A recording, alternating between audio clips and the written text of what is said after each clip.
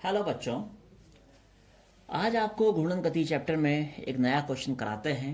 Question पढ़ लीजिए आप। क्वेश्चन यह है, घूर्णन गति करते हुए किसी पिंड की घूर्णन गतिज ऊर्जा के लिए सूत्र स्थापित कीजिए।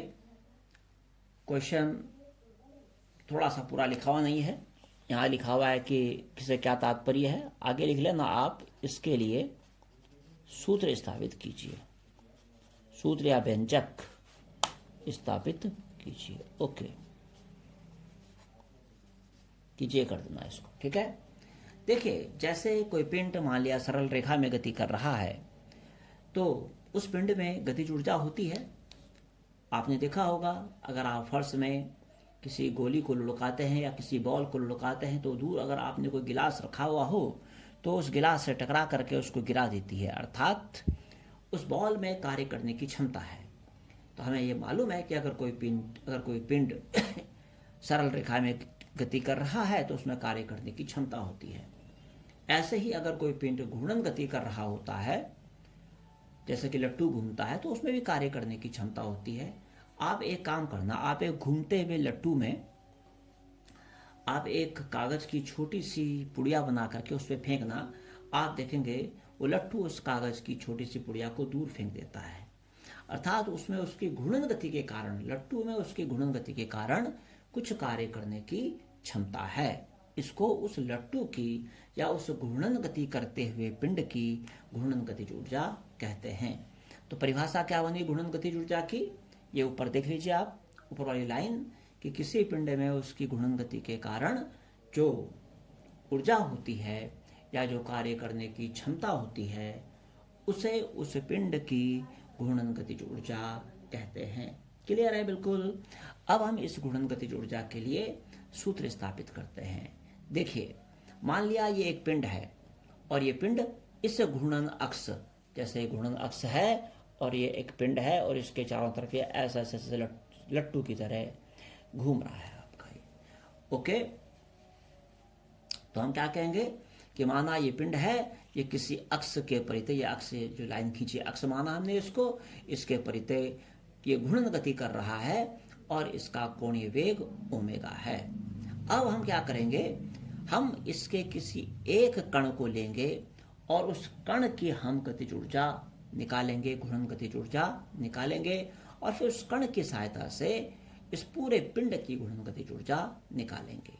तो उसके लिए हमने क्या माना, हमने माना कि माना पिंड का m1 द्रव्यमान का एक कण है और इस m1 द्रव्यमान के कण की इस घूर्णन अक्ष से दूरी r1 है। तो अब आप सोचिए, अगर आपको इस कण की घूर्णन गतिज ऊर्जा ज्ञात करनी है तो आपको 1/2 mv² सूत्र लगाना होगा, जिसमें आपको v अर्थात रेखीय वेग आपको चाहिए होगा। तो चलिए सबसे पहले इसी कण का, इस m1 द्रव्यमान का जो ये कण है, इसका रेखीय वेग निकालते हैं। हम लिखते हैं भाई, इस कण का रेखीय वेग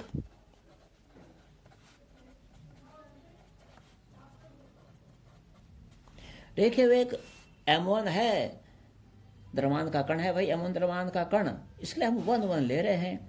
तो रेखीय वेग को भी 1 में ही मानते हैं, v1 का मान लेते हैं। आपको पता है कि रेखीय वेग v बराबर होता है r ओमेगा, तो v1 बराबर हो जाएगा r1 इसकी गुणा से दूरी गुणा कोणीय वेग ओमेगा।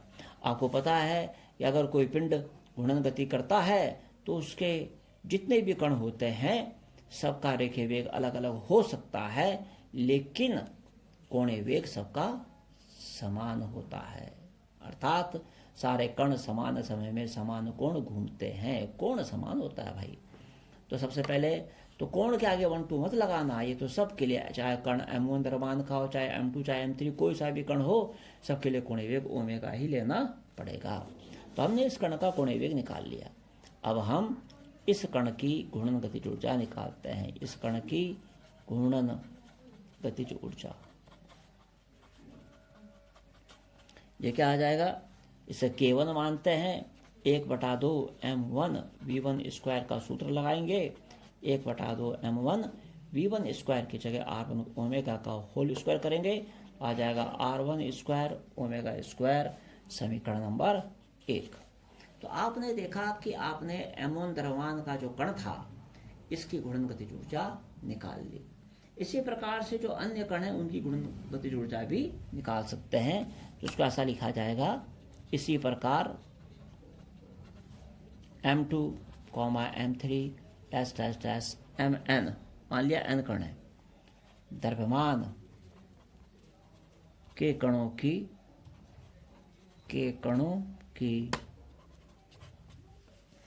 घूर्णन गतिज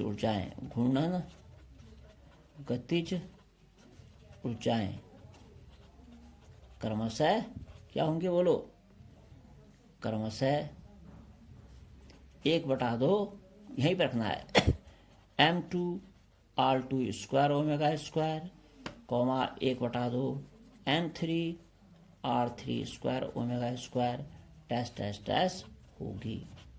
ठीक है, ओके। यहाँ r1 r2 r3 क्या है, घूर्णन अक्ष से इन कणों की दूरियां। ठीक है, घूर्णन अक्ष से इन कणों की लंबवत दूरियां। तो अब इसी प्रकार से क्या करेंगे, इसलिए पूरे पिंड की घूर्णन गतिज ऊर्जा वो क्या होगी, वो इन सब गतिज ऊर्जाओं का योग होगी। पूरे पिंड की घूर्णन गतिज ऊर्जा इन सब ऊर्जाओं का योग होगी, ऐसा किया जाएगा। तो चलिए भाई निकाल देते हैं पूरे पिंड की घूर्णन गतिज ऊर्जा। के मानते हैं, के बराबर आ जाएगा 1/2 m1 r1 square omega square plus 1/2 m2 r2 square omega square plus dash dash dash करके आप लिख सकते हैं लास्ट में 1/2 mn rn square omega square. और अगर बाय चांस आप वो नहीं लिखना चाहते हैं तो उसको छोड़िए, ऐसे कर दीजिए, डायरेक्ट कर दीजिए। तो के बराबर कितना हो जाएगा, अब देखिए कॉमन क्या आ रहा है, 1/2, साथ में ओमेगा स्क्वायर सब में आ जाएगा, कॉमन ले लीजिए। यहाँ क्या बचेगा, m1 r1 square plus m2 r2 square, ऐसे बच जाएगा जनाब, प्लस m3 r3 स्क्वायर वगैरह करके ये हो जाएगा। तो कैसे लिखेंगे, के बराबर 1/2 ओमेगा स्क्वायर, इनके लिए लिखा जाएगा sigma m r square. Okay, एक बात मैं आपको इसमें और बताना चाहता हूं कि भाई अगर आपने यहां जैसे मान लिया, अगर आप ऐसे लिखेंगे तो आपने कणों को निश्चित नहीं माना कितने कण हैं। अगर आपने n का कण माने हैं तो आप क्या करें, तब आप लास्ट में ऐसा जरूर करें कि 1/2 mn rn square omega square ऐसे मान लें। ओके, तो वो भी मान सकते हैं, उसमें बड़ी बात नहीं है। तो चलो मैं उसको भी मान के दिखा देता हूँ आपको, डैश डैश डैश से करके। यहाँ पर आपने किया, यहाँ प्लस लगाना, 1/2 mn rn square omega square आ जाएगा। तो यहाँ क्या आ जाएगा, डैश डैश डैश करके प्लस करके mn rn स्क्वायर, मतलब m1 rn square plus m2 r2 square plus dash dash dash mn rn square.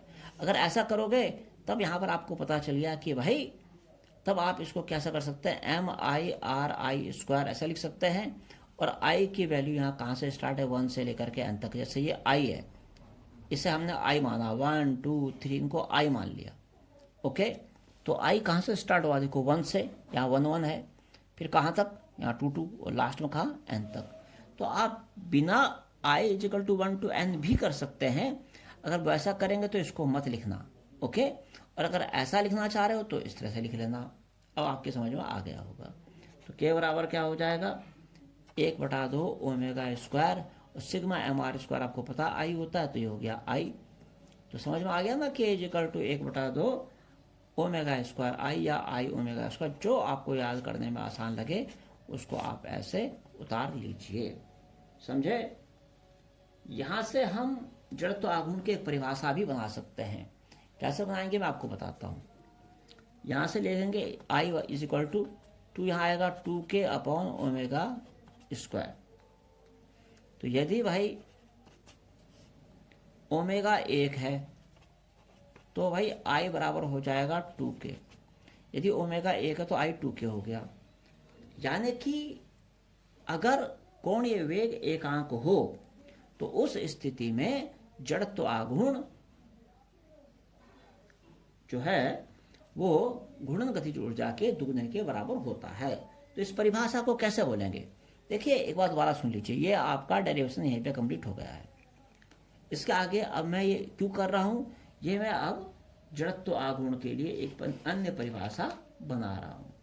तो हम क्या लिखेंगे, देखो, किसी पिंड का, जैसे पिंड है, किसी पिंड का किसी अक्ष के परितय जड़त्व आघूर्ण उसी अक्ष के परितय, ओमेगा एक ले लिया ना, उसी अक्ष के परितय एकांक कोणीय वेग से घूमते हुए उसकी घूर्णन गतिज ऊर्जा के 2 गुने के बराबर होता है। अब मैं इसको दोबारा बोल रहा हूं, आप उतार लीजिए। मैं घूर्णन गतिज ऊर्जा की एक अन्य परिभाषा बता रहा हूं आपको, मैं आपको जड़त्व आघूर्ण की परिभाषा बता रहा हूं। घूर्णन गतिज ऊर्जा के पदों में जड़त्व आघूर्ण की एक अन्य परिभाषा आता है पेपर में कभी कभी। ये घूर्णन गतिज ऊर्जा से क्या तात्पर्य है और इसके लिए सूत्र स्थापित करना, ये आ जाता है, उसको तो यहाँ तक करते हैं।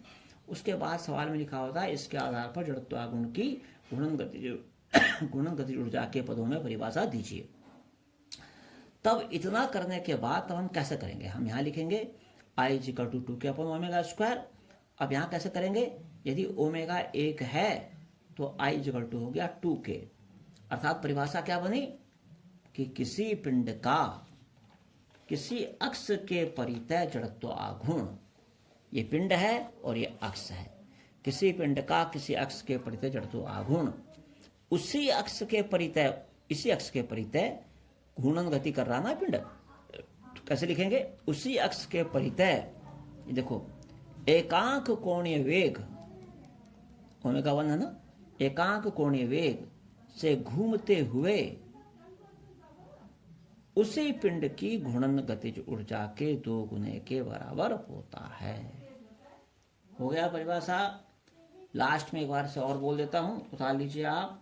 किसी पिंड का किसी अक्ष के परितय जड़त्व आघूर्ण उसी अक्ष के परितय एकांक कोणीय वेग से घूमते हुए उसी पिंड की घूर्णन गतिज ऊर्जा के 2 गुने के बराबर होता है। तो इस तरह से आपका डेरिवेशन समाप्त होता है। अब आप इसको उतार लीजिए और समझ लीजिए ढंग से, ठीक है।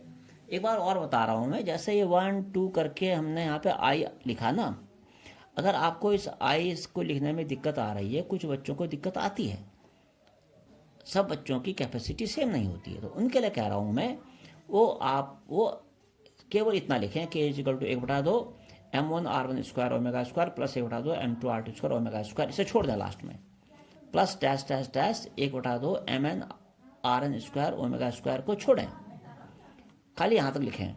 उसके बाद इसको केवल यहाँ तक लिखें, तब कॉमन आएगा, तब यहाँ क्या बचाएगा, सिग्मा mr²। तब आपको I लगाने की जरूरत नहीं है, क्योंकि I लगाने की जरूरत इसलिए नहीं है क्योंकि आप क्या बताओगे I कहाँ से लेकर कहाँ तक है। जब मैंने आगे mn/rn² लिखा तब तो मैंने क्या दिया ना कि I 1 से लेकर n तक है। अगर नहीं लिखता हूँ तो क्या बोलूँगा, कुछ नहीं बोलूँगा, तब खाली लिखना सिग्मा mr², और सिग्मा mr² की जगह आ जाएगा I। बाकी सेम यही है, ज़्यादा चेंज नहीं है। ओके।